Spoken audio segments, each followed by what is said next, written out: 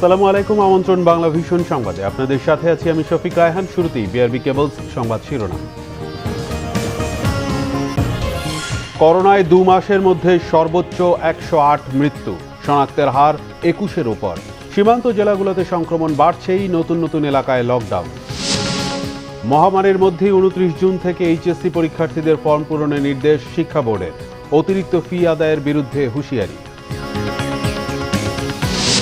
উত্তরের সীমান্তে পথে পথে করোনার ঝুঁকি, অবৈধ পথে আসা গরু মহিষ কেনা বেচা হচ্ছে সীমান্তের হাট বাজারে, তোয়াক্কা নেই স্বাস্থ্যবিধি। দেখছিলেন বিআরবি কেবল সংবাদ শিরোনাম, এবার বিস্তারিত। দেশে করোনায় একদিনে আরও 108 জন মারা গেছেন। এর আগে করোনায় আক্রান্ত হয়ে চলতি বছরের 19 এপ্রিল 112 জন মারা গিয়েছিলেন।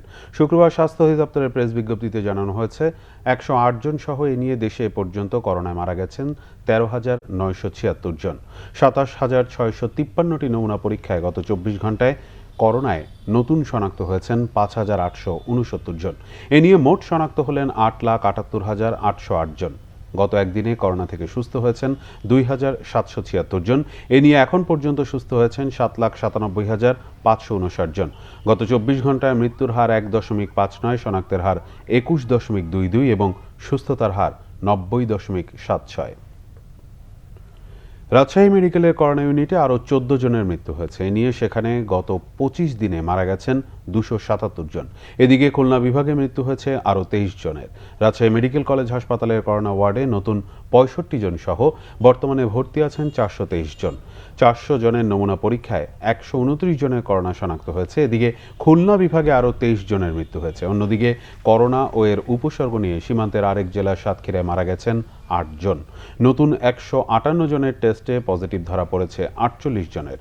রংপুরে 9 জন, চট্টগ্রামে 5 জন, জয়পুরহাটে 5 জন, সিলেটে ও ঝিনাইদহে 3 জন করে এবং টাঙ্গাইল ও মেহেরপুরে 1 জন করে মারা গেছেন। করোনা সংক্রমণ থেকে রাজধানীকে বিচ্ছিন্ন রাখতে ঢাকার কাছের 7টি সহ দেশের বিভিন্ন জেলায় চলছে ঢিলেঢালা লকডাউন। নতুন নতুন এলাকায় জারি হচ্ছে কঠোর বিধিনিষেধ। এত শনাক্ত মৃত্যুর পরও এসব এলাকায় মানুষের মধ্যে স্বাস্থ্যবিধি মানার গরজ কম। ঢাকা ঘেঁষা জেলা গাজীপুরে চলছে লকডাউনের চতুর্থ দিন। ঢাকা টাঙ্গাইল মহাসড়কে অবাধে কিছু যানবাহন চলছে, তবে যানবাহন কম থাকায় ভোগান্তিতে পোশাক শ্রমিকরা। মানিকগঞ্জেও একই অবস্থা। ঢাকা আরিচা মহাসড়কে গণপরিবহন বন্ধ, তবে মোটরসাইকেল ও অটোরিকশা চলছে। মুন্সিগঞ্জে লকডাউন ও স্বাস্থ্যবিধি কার্যকরে বেশ সক্রিয় আইনশৃঙ্খলা রক্ষাকারী বাহিনী। বন্ধ রয়েছে সব ধরনের গণপরিবহন, দোকানপাট ও শপিং মল। স্বাস্থ্যবিধি মানার বালাই নেই নারায়ণগঞ্জে। গণপরিবহন ও দোকানপাট বন্ধ থাকলেও চলছে ছোট যানবাহন। আগামী 1 জুলাই 2021 মধ্যরাত পর্যন্ত। এদিকে ময়মনসিংহের 11টি এলাকায় বিধিনিষেধ আরোপ করা হয়েছে। স্বাস্থ্যবিধি মানাতে চলছে আইনশৃঙ্খলা রক্ষাকারী বাহিনীর নজরদারি। আমরা জেলা করোনা প্রতিরোধ কমিটির সভায় আগামী 25 জুন সকাল 6টা থেকে 1 জুলাই সন্ধ্যা 6টা পর্যন্ত এই 7 দিনের জন্য কতিপয় বিধিনিষেধ আরোপ করছি। টাঙ্গাইলের কালিহাতী পৌর এলাকায় দেয়া হয়েছে 7 দিনের লকডাউন। টাঙ্গাইল ও এলেঙ্গা পৌরসভায়ও লকডাউন চলছে। লকডাউনের 5ম দিন চলছে সীমান্ত জেলা কুষ্টিয়ায়, তবে সংক্রমণ কমার লক্ষণ নেই। শহরের প্রবেশ মুখে চেকপোস্ট বসিয়েছে পুলিশ। চলছে ভ্রাম্যমাণ আদালতের অভিযানও। দিনাজপুরের ফুলবাড়িতে লকডাউন শুরু হলেও জীবিকা তাগিদে ঘর থেকে বের হচ্ছেন খেটে খাওয়া মানুষ। স্বাস্থ্যবিধি মানায় তাগিদ নেই তাদের মধ্যে। করোনার ভয়াবহতায় লালমনিরহাট পৌর এলাকায় শনিবার থেকে 7 দিনের কঠোর বিধিনিষেধ ঘোষণা করেছে জেলা প্রশাসন। অন্যদিকে করোনায় বিপর্যস্ত রাজশাহীতে চলছে লকডাউনের 15তম দিন, কিন্তু এর তোয়াক্কা কম। নগরীর অনেক ব্যবসা প্রতিষ্ঠানই খোলা, চলছে হালকা যানবাহনও। চতুর্থ দফায় আরেক সপ্তাহ বাড়ানো হয়েছে সাতক্ষীরার লকডাউন। মানুষের চলাচল নিয়ন্ত্রণের চেষ্টা করছে পুলিশ। শনাক্ত ও মৃত্যু বেশি হওয়ার পরও বাগেরহাট, মেহেরপুর, চুয়াডাঙ্গা, ফরিদপুর সহ বিভিন্ন জায়গায় জনসচেতনতার চিত্র হতাশাজনক। Bangla Vision news desk. শাটডাউনের ঘোষণা আসতে পারে, এই শঙ্কায় ভিড় বেড়েছে মুন্সিগঞ্জের শিমুলিয়া ঘাটে। ফেরিতে যাত্রীদের উপচে পড়া ভিড়, স্বাস্থ্যবিধি মানছেন না বেশিরভাগ মানুষ। করোনার ঊর্ধ্বমুখী সংক্রমণের মধ্যেও বিধিনিষেধ উপেক্ষা করেই মুন্সিগঞ্জের শিমুলিয়া ঘাটে ফেরি পারাপার হচ্ছে মানুষ। শুক্রবার ছুটির দিনে যাত্রীদের ব্যাপক চাপ ছিল ঘাটে। বিআইডব্লিউটিসির শিমুলিয়া ঘাটের সহকারী ব্যবস্থাপক ফয়সাল আহমেদ জানান, লকডাউনের কারণে 5টি ফেরি দিয়ে সীমিত পরিসরে ফেরি চলাচল করা হচ্ছে, কিন্তু যাত্রীদের চাপ বেড়ে যাওয়ায় 14টি ফেরি সচল রাখা হয়েছে। এরপরও পারাপারের অপেক্ষায় ছিল যানবাহনের দীর্ঘ লাইন। মহামারীর মধ্যে অনিশ্চয়তার মধ্যেই 29 জুন থেকে উচ্চ মাধ্যমিক পরীক্ষার্থীদের ফর্ম পূরণের নির্দেশ দিয়েছে শিক্ষা বোর্ড। শুক্রবার ঢাকা শিক্ষা বোর্ডের বিজ্ঞপ্তিতে জানানো হয়, 29 জুন থেকে 11 জুলাইয়ের মধ্যে স্বাস্থ্যবিধি মেনে এইচএসসি পরীক্ষার ফর্ম পূরণ করতে হবে। এবার নির্বাচনী পরীক্ষা হবে না জানিয়ে বিজ্ঞপ্তিতে ফি আদায় করতে নিষেধ করা হয়েছে। বিজ্ঞপ্তিতে আরও বলা হয়েছে, ফর্ম পূরণের জন্য বিজ্ঞান বিভাগে 2,500 টাকা এবং মানবিক ও ব্যবসায় শিক্ষা বিভাগে 1,940 টাকা ফি দিতে হবে। এর অতিরিক্ত ফি আদায় করলে শিক্ষা প্রতিষ্ঠানের বিরুদ্ধে ব্যবস্থা নেওয়া হবে বলে হুঁশিয়ার করে দেওয়া হয়েছে। করোনার কারণে গত বছরের 17 মার্চ থেকে দেশের সব স্কুল কলেজ বন্ধ রয়েছে। উত্তরের 1,721 কিলোমিটার সীমান্তের পথে পথে করোনার ঝুঁকি। আইন শৃঙ্খলা বাহিনী এবং করোনা প্রতিরোধ কমিটি শক্ত অবস্থানে থাকলেও বন্ধ হচ্ছে না কাঁটাতারের ফাঁক দিয়ে আসা চোরাই পণ্য। ভারতের কয়েকটি অঞ্চল ঘুরে অবৈধ পথে আসছে গরু মহিষ। কেনাবেচা হচ্ছে সীমান্ত ঘেঁষা হাটবাজারগুলোয়। তোয়াক্কা নেই স্বাস্থ্যবিধির। শাহনওয়াজ জনের ক্যামেরায় জুয়েল আহমেদের রিপোর্ট। পালে পালে চোরাই পথে আসছে ওপারের গরু, ভরে গেছে সীমান্ত ঘেঁষা হাট। এসব পশুর হাটে ক্রেতা বিক্রেতা কেউই মানছেন না স্বাস্থ্যবিধি। গিজগিজ করছে মানুষ, আসছেন বাইরের ক্রেতাও। অবাধে চলছে জমজমাট অবৈধ গরুর হাট। করোনা ভাইরাসের শুরু চলছে এটা। যদি মানুষ একান্ত মরি যায়, আমার বাংলায় করা কোনো কিছু নাই। ইন্ডিয়ান গরু দুধ হাত বাংলাদেশে এই দুধ আইসে, তাহলে আমার এবার যত খামারি আছে মরা সারা এগুলো তো কিনছে আসা, ঈদেরই আসা। আর তো ইন্ডিয়ান গরু আইসে, তাহলে বাসায় ওরা কেনাকাটা সবাই কিনে আনে, আমরাও কিনে আনি। ওই মনোগঞ্জ পাটগ্রাম থেকে আনি, বড়খাতা থেকে আনি, বসুনিয়া থেকে আনি। এই যে সবে আছে, এই যে আছে, এই যে গরমের জন্যে এই খোলা দিতে এই কয়েক হাত ঘুরে চোরাই পথে আসা এসব পশুতে রয়েছে নানা ধরনের ঝুঁকি। এতে সীমান্ত এলাকায় বাড়ছে করোনার সংক্রমণ। গবাদি পশুগুলো টাচ করতে হচ্ছে, বা আমরা মানুষের সাথে মানুষের মিক্সিংটা হচ্ছে। তাই আমরা যে কাজেই করি না কেন, আমি বলছি যে ব্যবসা বাণিজ্য, চাকরি, অফিস আদালত সব করা যাবে, কিন্তু অবশ্যই আমাদেরকে স্বাস্থ্যবিধি মেনে চলতে হবে। আমরা সম্মিলিতভাবে কঠোরতা যদি প্রদর্শন করি, তাহলে আমরা এই সীমান্তবর্তী এলাকায় যে করোনার প্রকোপ বৃদ্ধি পেয়েছে, এটা আমরা কমাতে পারবো। যদিও সীমান্তে এসব ধরনের চোরাচালান বন্ধে আইন শৃঙ্খলা বাহিনীর শক্ত অবস্থানের কথা জানিয়েছে প্রশাসন। বর্ডার বেল্টের যে জেলা প্রশাসক প্রত্যেককেই আমরা নির্দেশনা দিয়েছি যে বিজিবির সঙ্গে কথা বলে যেন ভারতীয় পণ্য বা ভারত থেকে যেন কোনো লোক না আসতে পারে, অবৈধ লোক, সেই বিষয়টি তারা দেখভাল করবে। বিজিবির উত্তর পশ্চিম রিজয়নের 1,721 কিলোমিটার সীমান্তে প্রায় 1.5 কোটি মানুষের বসবাস। জুয়েল আহমেদ, বাংলা ভিশন, রংপুর। 100টি অর্থনৈতিক অঞ্চলের কাজ শেষ হলে বদলে যাবে দেশের অর্থনৈতিক চেহারা, বলেছেন তথ্য ও সম্প্রচার মন্ত্রী ডক্টর হাসান মাহমুদ। শুক্রবার দুপুরে চট্টগ্রাম নগরের একটি হোটেলে রোটারি ক্লাব ডিস্ট্রিক্ট কনফারেন্সে তিনি কথা বলেন। বাংলাদেশকে উন্নত দেশে রূপান্তর করতে সমাজের সব শ্রেণীর মানুষকে যার যার অবস্থান থেকে ভূমিকা রাখার আহ্বান জানান মন্ত্রী। করোনা মহামারীর পর বিশ্বে আরও মহামারী আসবে উল্লেখ করে সেই প্রস্তুতি হিসেবে বিশ্বকে সামরিক ব্যয় কমিয়ে স্বাস্থ্য খাতে বিনিয়োগ বাড়ানোর প্রয়োজন বলেও মনে করেন ডক্টর হাসান মাহমুদ। আমাদের দেশের মানুষ এখন বিদেশে গিয়ে কাজ করে, বিদেশিরাও আমাদের দেশে এসে কাজ করে। ভারত শ্রীলঙ্কার বহু মানুষ আমাদের দেশে এসে চাকরি করে, সেটা হয়তো আমরা অনেকে জানি না।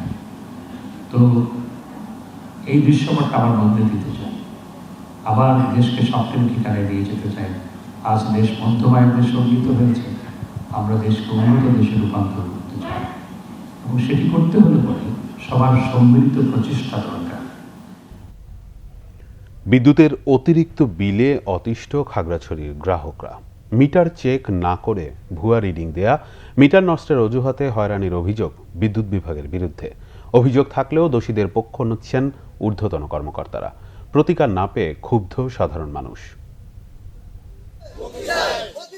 এই বিক্ষোভ খাগড়াছড়ির দীঘিনালার মিলনপুর গ্রামের শতাধিক বিদ্যুৎ গ্রাহকের। তাদের অভিযোগ, অতিরিক্ত বিদ্যুৎ বিলের ঘানি টানছেন বছরের পর বছর। বৈদ্যুতিক মিটারে ব্যবহারের চেয়ে অতিরিক্ত রিডিংয়ে প্রতি মাসে আদায় করা হচ্ছে বিল। শুধু মিলনপুর নয়, একই অভিযোগ খাগড়াছড়ি জেলা সদর সহ 9 উপজেলায়ও। অতিরিক্ত বিল দিচ্ছে 6137 ইউনিট। প্রতি মাসে মাসে আমরা বিল বেশি দিচ্ছি। অভিযোগ করার পরেও এরা কিছু প্রতিপক্ষ কিছু বলতে পারছে না। আমার তো 16 ইউনিট উঠছে, তাহলে 400 ইউনিট কেন উঠবো? এই সমস্যা না, ঠিক হয়ে যাবে। আমরা মাসে মাসে আপনি 500 টাকা দিবেন, তারপরে মাস থেকে আমি জিরো করে দেবো। তারা বন্ধু চেক করতে আসে নাই, তারা আন্দাজের উপরে বিল করে। যেখানে 100 ইউনিট হবার কথা সেখানে 300 ইউনিট দিতেছে। বাড়তি বিলের অভিযোগ দিয়ে বিপাকে অনেকে। কর্তৃপক্ষ মিটার নষ্ট দাবি করার পর তা পরিবর্তন করেও মিলছে না বাড়তি বিলের বোঝা থেকে মুক্তি। মানে আন্দাজের উপরে বিলগুলো করে দেয়। ইউনিট যদি ব্যবহার করে ধরে আমরা 400 ইউনিট বিল করে আলা 2000 ইউনিট এরকম। মিটার নষ্ট, মিটার ফাটা দিয়েছে, তারপরে সেই বিল এরকম করে। আমরা যদি তাদের কাছে অভিযোগ নিয়ে যাই যে আমার মিটারে এত বিল কেন হয়, তখন বলে যে আপনার মিটার খারাপ, মিটার ফাল্টাই এলাম। অভিযোগ অস্বীকার করে গ্রাহকদের ওপর দায় চাপালেন দীঘিনালা বিদ্যুৎ বিতরণ বিভাগের আবাসিক প্রকৌশলী। গ্রাহক অনেক সময় অনেক কথা বলে, এটা সঠিক না, তবু অবজেকশন হচ্ছে যে আমি এটা খতিয়ে দেখবো। আমি তাদেরকে বলবো যে কারা কারা রিডিং নিচ্ছে না, এটা আমি তদন্ত করে দেখবো। ভৌতিক বিলের পাশাপাশি খাগড়াছড়িতে বিদ্যুৎ সংযোগ ও লাইন মেরামত কাজেও ব্যাপক অনিয়মের অভিযোগ রয়েছে। আছে লোডশেডিংয়ের ভোগান্তিও। Bangla Vision news desk. লক্ষ্মীপুরের রামগঞ্জে ফসলি জমির মাটি লুটের মহোৎসব চলছে। ভেকু ও ট্রাক্টর ব্যবহার করে ইট তৈরির জন্য ফসলি জমির মাটি কেটে নেওয়া হচ্ছে ভাটায়। এতে ব্যাহত হচ্ছে চাষাবাদ আর নষ্ট হচ্ছে গ্রামীণ জনপদের পাকা সড়কগুলো। স্থানীয় জনপ্রতিনিধি সহ এলাকাবাসীর অভিযোগ, ফসলি জমির মালিক ও কৃষকদের জিম্মি করে মাটি লুটের মহোৎসবে মেতেছে ইটভাটা মালিক ও মাটি বিক্রি চক্রের দালালরা। লক্ষ্মীপুর প্রতিনিধি হোসেন আহমদ শাহজাহানের তথ্য ছবিতে রিপোর্ট। বোরো ধান রোপণ হচ্ছে যে জমিতে, তার পাশের জমিতে চলছে মাটি কাটার মহোৎসব। ভেকু দিয়ে 12 থেকে 15 ফুট গভীর করে কাটা হচ্ছে মাটি। এ মাটি যাচ্ছে ইটভাটায়। এভাবেই একটু একটু করে লক্ষ্মীপুরের রামগঞ্জ উপজেলার দেওলা, সমরেশপুর, শিরন্দি, শাকতলা ও সাহাপাড়া গ্রামের বিস্তৃত ফসলি জমির মাটি কেটে নেওয়া হচ্ছে। রামগঞ্জ উপজেলায় 21টি ইটভাটা গড়ে উঠেছে, যার বেশিরভাগই ঘনবসতি ও ফসলি জমিতে। উপজেলার ভোলাকোট ইউনিয়নে রয়েছে 11টি ভাটা, এর মধ্যে দেহলা গ্রামেই 5টি। ইট ভাটা বন্ধের দাবিতে মানববন্ধন ও গণস্বাক্ষর করে প্রশাসনের কাছে অভিযোগ করলেও প্রতিকার মেলেনি। সারপাড়া দেওলাতে 5টা ইট ভাটা, বিভিন্ন সময় নানান আন্দোলন সংগ্রাম করার পরও দেখা গেছে আমরা আসলে কোনো প্রতিকার পাই নাই। এই দেশের ভিতরে ব্রিক ফিল আসার পর থেকে নারকেল, সুপারি ও ডাব, দেশের ফসল কিছুতে হইতেছে না। আর চলাফেরা মানুষের ক্ষতি হইতেছে। প্রভাবশালী একটি চক্র ইটভাটা ও মাটির ব্যবসার সাথে জড়িত, অভিযোগ জনপ্রতিনিধিদের। কৃষি জমি অনেক কাটি নিয়ে যেতেছে, 1 ফুট মাটি অনেকে বিক্রি করে বা জিম্মি করে অনেক কাছ থেকে মাটি লয়ে যায়। সিন্ডিকেট আছে, সিন্ডিকেটের কারণে অনেক কিছু করতে পারা যায় না। জনপ্রতিনিধি হয়ে আমরা কাজ করতে গেলেও ওনারা ওইভাবে প্রয়োগ করে না, কথা শুনে না। অবৈধ ইটভাটা ও এর সাথে জড়িতদের বিরুদ্ধে ব্যবস্থা নেওয়ার কথা জানান জেলা প্রশাসক। মোবাইল কোর্ট করে যেগুলো অনুমোদন ছিল না এবং যেগুলো পরিবেশের ছাড়পত্র নেই এবং যেগুলো স্থায়ী নিয়মকানুন মেনে যেসব ইটভাটা স্থাপন করা হয়নি, এরকম 20টি ইটভাটাকে আমরা ইতিমধ্যে বন্ধ করে দিয়েছি। পরিবেশ ও ফসলি জমি রক্ষায় এসব ইটভাটা বন্ধে দ্রুত পদক্ষেপ নেয়ার দাবি এলাকাবাসীর। Bangla Vision news desk. রাজশাহীর গোদাগাড়ীর ললিতনগরে পুলিশের গুলিতে এক ব্যক্তি নিহত হয়েছে। পুলিশ জানায় সে ধর্ষণ মামলার আসামি। গুলিতে নিহত শামীম রাজশাহীর গোদাগাড়ীর বাউদিয়া গ্রামের বাসিন্দা। গত রাত 2টার দিকে উপজেলার ললিতনগর এলাকায় পুলিশের টহল টিমের গুলিতে সে নিহত হয়। এ সময় তার কাছ থেকে একটি পিস্তল, 1 রাউন্ড গুলি ও 2টি গুলির খোসা উদ্ধারের কথা জানিয়েছে পুলিশ। সে গত 20 জুন কাকনহাটে 10 বছর বয়সী এক শিশু ধর্ষণ মামলার আসামি। ব্রাহ্মণবাড়িয়া কারাগারে এক কয়েদির মৃত্যু হয়েছে।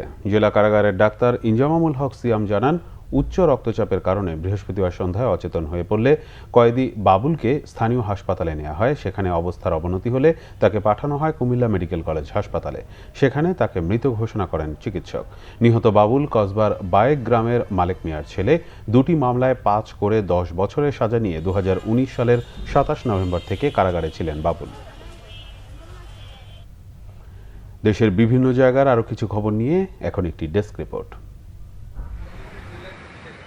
সিলেট 3 আসনে উপনির্বাচনে প্রার্থীদের মাঝে প্রতীক বরাদ্দ দেওয়া হয়েছে। সকালে 4 প্রার্থীর মাঝে প্রতীক বরাদ্দ দেন রিটার্নিং অফিসার মোহাম্মদ ইসরাইল হোসেন। আওয়ামী লীগের প্রার্থী হাবিবুর রহমান নৌকা, স্বতন্ত্র প্রার্থী শফি চৌধুরী লড়বেন মোটর কার প্রতীক নিয়ে।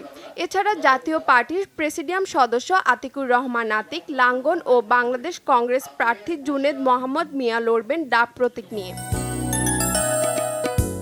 সরকারি বামনিখাল ভরাট ও ভূমি জরিপ জালিয়াতির মাধ্যমে ব্যক্তি মালিকানাধীন নকশায় রূপান্তরের প্রতিবাদে মানববন্ধন হয়েছে সাভারে। সকালে উপজেলার হেমায়েতপুরে এই কর্মসূচিতে অংশ নেন কয়েকশো এলাকাবাসী। মুজিব শতবর্ষ উপলক্ষে ঘুড়ি ওড়ানো প্রতিযোগিতা ফাইনাল অনুষ্ঠিত হয়েছে গাইবান্ধার সুন্দরগঞ্জে। প্রতিযোগিতায় 100 খেলোয়াড় অংশ নেন। নতুন গির্জার উদ্বোধন হয়েছে সাভারের খ্রিস্টান পল্লী দেওগাঁওয়ে। সকালে এর উদ্বোধন করেন আর্চবিশপ বিজয় এন্ড্রিক্রুজ। উপস্থিত ছিলেন খ্রিস্টান ধর্মীয় কল্যাণ ট্রাস্টের সচিব নির্মল রোজারিও, উত্তর আমেরিকা প্রবাসী বিশিষ্ট সমাজসেবক হেমন্ত পালমা সহ অন্যরা। কক্সবাজারের চকরিয়া থেকে ধর্ষণের আসামি ইউনুসকে আটক করেছে র্যাব। দুপুরের সংবাদ সম্মেলনে র্যাব 15 এর অধিনায়ক উইং কমান্ডার আজিজ আহমেদ জানান, বৃহস্পতিবার সন্ধ্যায় চট্টগ্রাম আমিরাবাদ এলাকা থেকে তাকে আটক করা হয়। Suraiya Rahman, Bangla Vision news desk. সংবাদ শেষ করব। বিআরবি কেবল শিরোনামগুলো আরেকবার জানিয়ে। দেশে করোনায় দ্বিতীয় সর্বোচ্চ 108 মৃত্যু, শনাক্তের হার 21-এর উপর। সীমান্ত জেলাগুলোতে সংক্রমণ বাড়ছেই, নতুন নতুন এলাকায় লকডাউন। মহামারীর মধ্যেই 29 জুন থেকে এইচএসসি পরীক্ষার্থীদের ফর্ম পূরণের নির্দেশ শিক্ষা বোর্ডের। অতিরিক্ত ফি আদায়ের বিরুদ্ধে হুঁশিয়ারি। উত্তরের সীমান্তে পথে পথে করোনার ঝুঁকি, অবৈধ পথে আসা গরু মহিষ কেনাবেচা হচ্ছে সীমান্তের হাটবাজারে, তোয়াক্কা নেই স্বাস্থ্যবিধির।